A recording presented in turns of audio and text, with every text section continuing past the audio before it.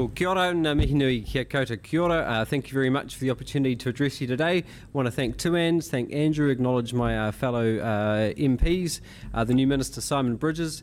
It's fantastic to be here at the Westpac Stadium. I guess to keep the rugby metaphor, being in a rugby stadium going, it was a good speech by the new Minister for Communication, Simon Bridges, but he farewell kicked it for touch some of the big issues facing the sector. I think we're all hanging out to wait what is actually going to happen with that three-way race for RBI2. What are those big decisions going to be actually made, and what are the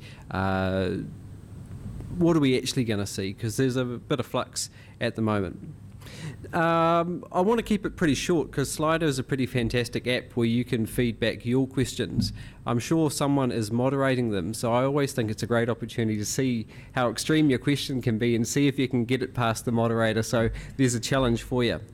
I want to start with a bit of a story. I was at the Lincoln Agricultural Research Hub yesterday and I was pretty staggered to learn that they're in the top 10 now for size and scale for agricultural research in the entire world, possibly the biggest in the entire Southern Hemisphere. This is a phenomenal statistic, and talking to the team there, it's no surprise to anyone in this room, but the impact technology is having on the agricultural sector, improving farmer productivity, but also in terms of those sustainability outputs as well.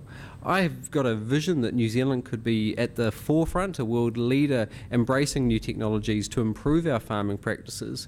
But I think also importantly, we could be the country exporting those solutions around the world. There's a big debate in the country at the moment about the carrying capacity of our land and, can we keep cramming cows on paddocks forever?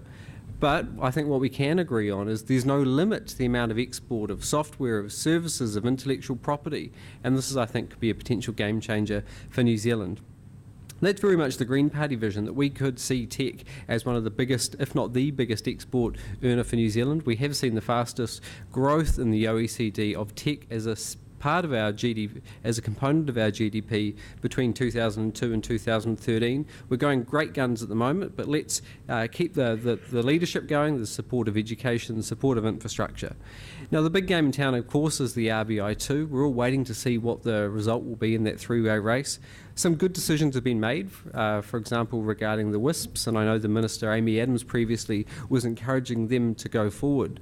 But for a project that's encouraging ultra-fast broadband across the country, we've seen an incredibly ultra-slow process, so I would urge the government to speed up.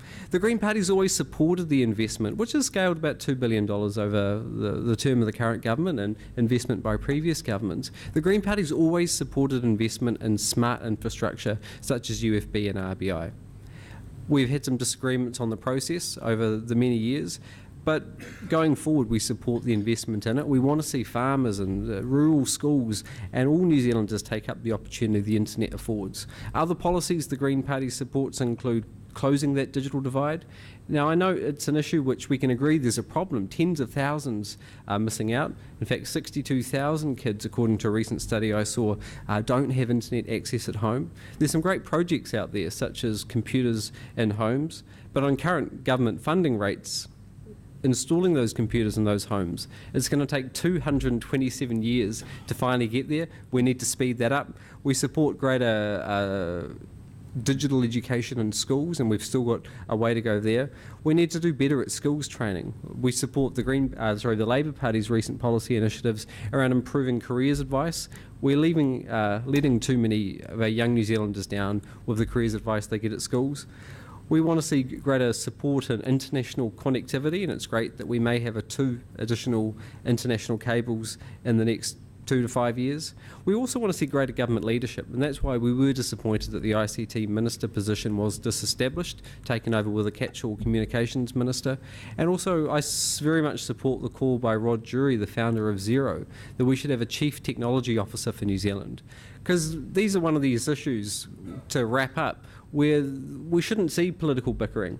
There should be political consensus that investing and supporting an infrastructure and breaching that digital divide, of helping Kiwis and businesses take up the digital opportunities, shouldn't be a political football to be there's another metaphor, a political football to be kicked around.